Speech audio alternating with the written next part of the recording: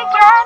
Ingatan mo, pag-ibig natin isang kakaibig, kakaibig, kakaibig, kakaibig. Natagpuan mo, makawalan mo sama, kakaibig, kakaibig, kakaibig, kakaibig.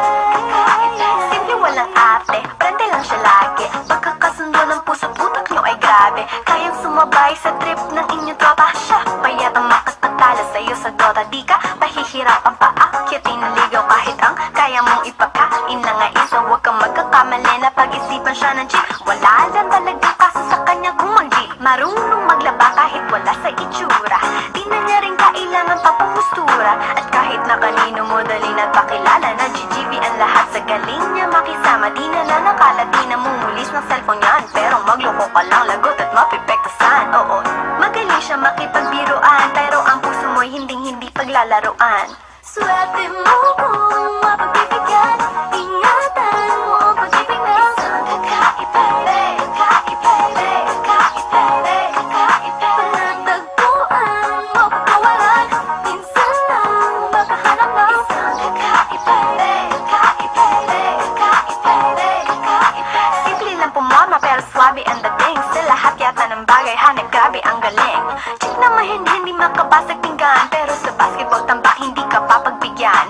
Di na niya kailangan ng gayuma para puso mo ay kanyang makuha. Di rin siya yung tipo na babae na pang-trip lang. Kung maluloko ka, mag-isip ka, please lang. Ang ganda niya sapat para mapakanta ka ng sira ang lahat. Okay lang yan ba? Siguro kulang ka sa talino kung sa kanya'y di tapat.